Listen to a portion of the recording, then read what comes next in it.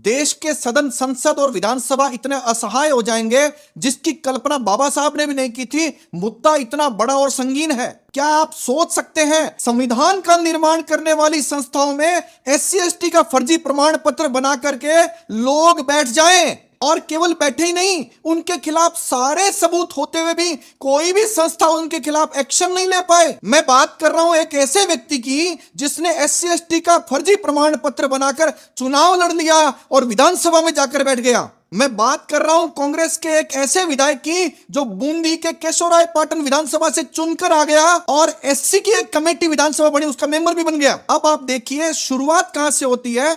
SC ST का हक मारने वाले व्यक्ति का प्रमाण पत्र कैसे बन जाता है और बन करके वह व्यक्ति कैसे विधानसभा में पहुंच जाता है। नाम है चुन्नीलाल यानी CL प्रेमी। अंग्रेजों के जमाने से ऐसा होता रहा है, आरक्षितों को आगे नहीं आना दिया गया है और उनका हक खा लिया गया है। और हक खाने वाले लोगों के साथ सिस्टम किस प्रकार से साथ खड़ा है, यह इससे अच्छा एग्जाम्पल हो नहीं सकता। ऐसा लगता है हक खाने वाले लोग सिस्टम में इतनी बड़ी संख्या में आ गए हैं जिसकी आप कल्पना भी नहीं कर सकते। देश में, संसद में और राज्यों की विधानसभाओं में पता नहीं कितने लोग ऐसे आ गए हैं जिसका एक रिकॉर्ड मैं आपको दिखा रहा हूं।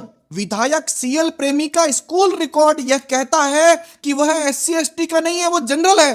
CL प्रेमी के परिवार का रेवेन्यू रिकॉर्ड जमीनों का यह कहता है कि वह SC ST का नहीं है। इसके परिवारजनों की कृषि भूमि में सह खातेदार जनरल के यानी टोंक के नवाब भी हैं। ऐसा इसलिए नहीं हो सकता कि अगर यह SC का होता तो जनरल का व्यक्ति कृषि भूमि में इसका सह खातेदार हो ही नहीं सकता। ये सारे सबूत विधानसभा, सरकार, अफसर और विभिन्न कमेटियों के सामने प्रस्तुत कर दिए गए, लेकिन खेल देखिए यह लोग किस प्रकार से सिस्टम पर कब्जा जमा चुके हैं कि इनके खिलाफ कोई कार्रवाई नहीं हो रही है। 3 जिला कलेक्टर, SDM, कई तहसीलदार, उन्होंने रिपोर्ट दे दी है कि इनकी जाति SC ST में नहीं आती है। केवल मामले को लटकाने के लिए एक कलेक्टर के पास भेजा जाता है और वो कलेक्टर जब कहता है कि इनकी बात सही है और इसने हक खाया है तो दूसरे कलेक्टर के पास भेज दी जाती है, और वह भी जब कह देता है कि यह बात सही है तो तीसरे कलेक्टर के पास।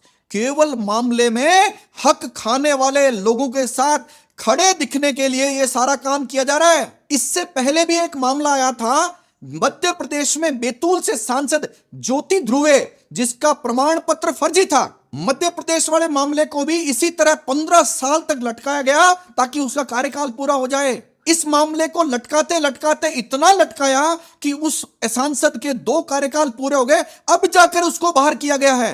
राजस्थान विधानसभा में भी 4 और MLA के कागज मेरे पास आए जिन्होंने SC ST का फर्जी प्रमाण पत्र बनाकर हक खाया है।